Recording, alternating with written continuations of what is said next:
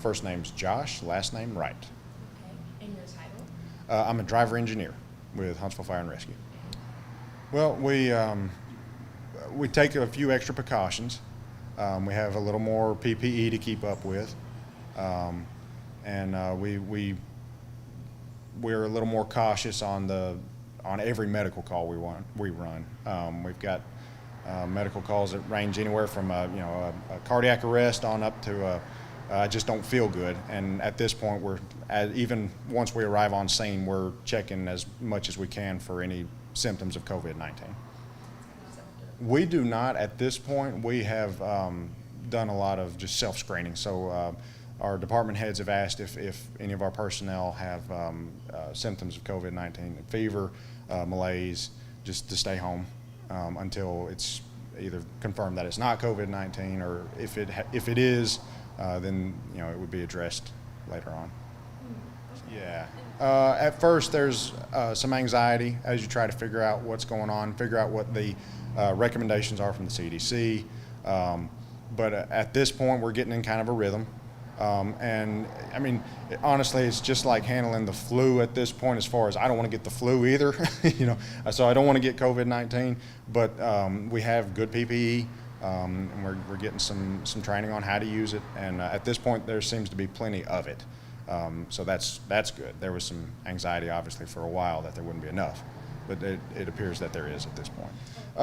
So most of it has been online at this point. So any training that's been done on PPE or just signs to look out for as we're assessing our patients, it's all been done online. Our training division up until recently has remained closed just to try and prevent the further spread of COVID-19.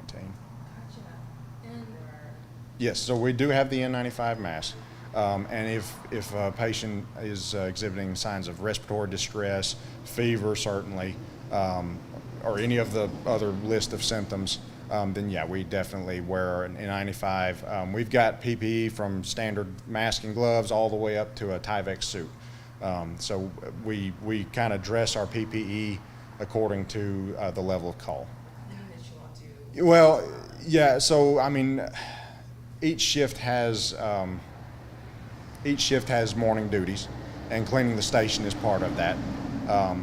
And we obviously wipe everything down. We mop the floors, and then if they're, for example, if a crew has run a patient with COVID-19 the shift before, we might come in and do a little extra decon on the truck, make sure everything's wiped down, do some spraying, clean any equipment they used, anything like that. Yeah, so we do a lot of talking with each other, ongoing and off-going shifts. Obviously, you decon after a run anyway, so the decon's already been done, but it never hurts to be a little extra careful. So oftentimes, the crew, if they've run a patient with suspected coronavirus, then they will decon after the run, and then a lot of times we'll just go ahead and do another decon on the equipment just to be extra careful. And just to clarify, decon refers to? So actually cleaning the equipment. That's what you want to call it? Yep, decontamination. Oh, okay. Yep. Okay. So yeah, sorry, we get tied up in the jargon and assume everybody knows. I told, as journalists, we have our own jargon too. Sure, yeah, I'm sure. That's cool, I like that. Yeah, decon. So decontamination, and it can range anywhere from just spraying and then wiping down to actually, depending on what's used and how it needs to be cleaned, actually dunking it in bleach solution or whatever. Honestly, to me, the biggest difference has been how fast we make patient contact. So used to, even with a flu patient, we'd put on our mask, put on some goggles and gloves, and we'd make contact pretty quickly. That was usually one of our slowest patient contact scenarios. At this point, pretty much every patient contact is taken pretty methodically, and we're checking for fever, checking for fatigue, difficulty breathing, exposure to other sick people, and it takes a while to actually get in the rhythm of a patient assessment. So that's been the biggest change to me. Does it feel like? There again, nobody wants to get sick, so there's always that in your mind that you want to try and be thorough because you don't want to get sick, you don't want to take it home to your family, but it becomes just another question you ask, just like anything else. So it's it's not the stressor that it may appear to be. Okay, as much. Right. Yeah, we're very blessed here. We have had it very much fewer cases than other parts of the country. And I'm not up on all the numbers or anything.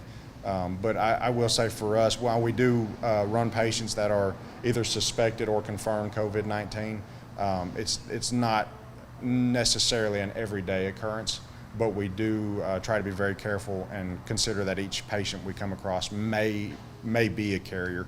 So we try to be careful for that patient as well as the patients we come in contact with later in the shift. Well, it's really an honor to serve the city of Huntsville. I mean, it almost seems cliched to say, but it really is, and it's a great city to work in. We have really great citizens. Everybody's seems to look out for each other, and so it's overall, I'd say working in Huntsville during this pandemic has been a positive experience overall. There really is a lot of good, people looking out for each other, people looking out for us. I mean, the outreach to us, we've had people bring us boxes of gloves and bottles of hand sanitizer, and so the outreach from the community is really, really great, and it's really encouraging to see people reach out to each other, to us and to those around them.